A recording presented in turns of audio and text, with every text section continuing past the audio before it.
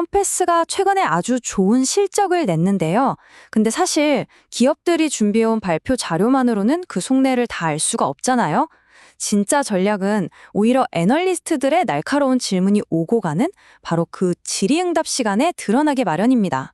자, 그래서 지금부터 준비된 발표문 넘어 그들의 진짜 속셈이 뭔지 뜨거웠던 질의응답 속으로 한번 들어가 보겠습니다.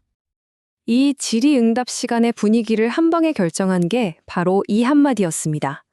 CEO가 곧 있을 애니웰 부동산과의 합병에 대해 무려 3억 달러, 우리 돈으로 약 4천억 원에 달하는 시너지를 약속한 거죠. 이 말 한마디에 모든 애널리스트들의 질문은 딱 하나로 모아졌습니다. 아니, 그걸 도대체 어떻게 하고요? 그리고 그 질문들에 대한 답 속에서 두 가지 핵심 성장 동력이 드러났습니다. 하나는 이미 성공이 입증된 합병 공식이고요. 또 다른 하나는 업계 최고의 인재들을 끌어들이기 위한 새로운 전략이었습니다. 3억 달러라는 사실 굉장히 야심찬 목표잖아요. 이걸 어떻게 달성할 거냐는 구체적인 질문에 CEO는 의외의 답을 내놨습니다. 바로 최근에 성공적으로 끝낸 비교적 작은 규모의 인수를 자신들의 청사진으로 제시한 거죠. 자, 이 크리스티스 성공 공식이라는 게 정말 흥미로운데요. 단순히 회사를 사는 데서 그치는 게 아니었어요. 인수된 중개인들을 말 그대로 우리 가족으로 만들고 컴패스의 기술 플랫폼이나 사무 공간을 마음껏 쓰게 해준 겁니다. 이렇게 완전히 통합시키니까 어떤 결과가 나왔을까요? 바로 부가 서비스 이용률이 극적으로 올라간 거죠. 그리고 이 숫자가 바로 그 결과를 아주 명확하게 보여줍니다. 불과 9개월 만에 소유권 이전 보험 같은 부가 서비스 이용률이 1000 베이시스 포인트, 그러니까 무려 10%나 상승한 겁니다. 이게 바로 컴패스가 이번 대규모 합병에서도 그대로 써먹으려는 일종의 성공 모델인 셈이죠. 자, 성장 엔진의 다른 한 축은 바로 인재 영입입니다. 한 분석가가 중개인 영입 목표를 올리셨네요 하고 짚었는데요.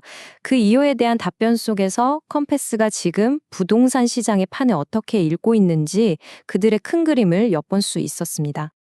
그러니까 핵심은 이거예요. 래프킨 CEO는 지금 중개인들이 전미부동산 중개인협회, 즉 NAR 같은 기존 단체에 굉장히 실망하고 있다고 보는 겁니다. 그래서 자신의 전문성에 제대로 투자해주고 진짜 파트너가 되어줄 곳을 간절히 찾고 있다는 거죠. 그럼 컴패스는 어떻게 이 중개인들의 마음을 사로잡을 생각일까요? 바로 여기서 게임 체인저가 등장합니다. 바로 기술, 특히 AI입니다. 이번 질의응답에서 가장 미래지향적인 대화가 오간 부분이었습니다. 한 분석가가 챗GPT에 대해 질문하면서 아주 흥미로운 논의가 시작됐습니다.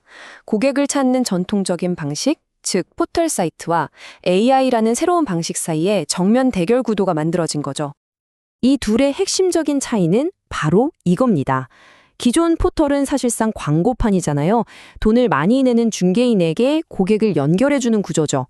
하지만 챗GPT 같은 생성형 AI는 완전히 다릅니다. 돈이 아니라 실제 거래 데이터나 고객 후기 같은 객관적인 실력을 보고 가장 적합한 중개인을 추천해준다는 겁니다. 한마디로 똑똑한 조언자 역할을 하는 거죠. 이게 그냥 이론적인 이야기가 아닙니다. 래프킨 CEO는 이미 최고의 중개인들이 이런 AI 플랫폼을 통해서 공짜로, 그것도 아주 양질의 잠재 고객을 얻고 있다고 밝혔어요. 이게 무슨 뜻이겠어요?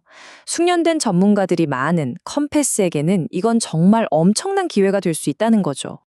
자, 이렇게 성장과 기술 투자에 대한 큰 그림을 듣고 나니 자연스럽게 하나의 질문이 떠오릅니다. 그래서 그 돈은 다 어디서 나오는데요? 질의응답의 마지막 주제는 바로 이 질문에 대한 답, 즉 철저한 비용 관리와 효율성 극대화에 대한 컴패스의 집착에 가까운 노력이었습니다. 골드만삭스의 한 분석가가 운영 비용에 대해 집요하게 파고들었는데요. 이때 CFO가 내놓은 답변들을 보면 이제 효율성이라는 게 그냥 구호가 아니라 어떻게 회사의 핵심 문화, 거의 DNA 수준으로 자리 잡았는지 구체적으로 알 수 있습니다. 그들이 제시한 계획은 아주 체계적입니다. 먼저 1단계, 사람 한 명 뽑을 때도 이 자리가 정말 필요한가? 다시 한번 따져보고요. 2단계, 저비용 국가의 인력을 활용해서 비용 구조를 개선합니다. 3단계로는 식스시그마 같은 검증된 방법론으로 업무 과정의 낭비를 없애고 마지막 4단계에서는 내부 AI를 도입해서 직원들의 생산성 자체를 끌어올린다는 거죠. 그리고 여기서 우리가 놓치지 말아야 할 핵심은 이 모든 노력이 단순히 돈을 아끼는 데서 끝나는 게 아니라는 점입니다. 이렇게 아낀 돈은 합병 후에 빚을 갚는 데 쓰일 거고요. 결국 더 튼튼한 재무 구조를 바탕으로 더 공격적인 성장을 하기 위한 전략적인 움직임인 셈입니다. 자, 이제 정리를 해보겠습니다. 이번 질의응답을 통해 우리가 엿볼 수 있는 미래는요, 중개인의 실제 데이터가 그 어떤 것보다 강력한 기술 자산이 되는 세상입니다. 한번 생각해보세요. AI가 광고비가 아니라 실제 경험과 실력을 보상하는 시대로 바뀐다면 최고의 중개인들을 가장 많이 보유한 회사가 결국 최고의 기술력을 가진 회사가 되는 것 아닐까요? 어쩌면 이게 바로 컴패스가 모든 것을 걸고 있는 누구도 따라올 수 없는 진짜 기술적 우회일지도 모릅니다.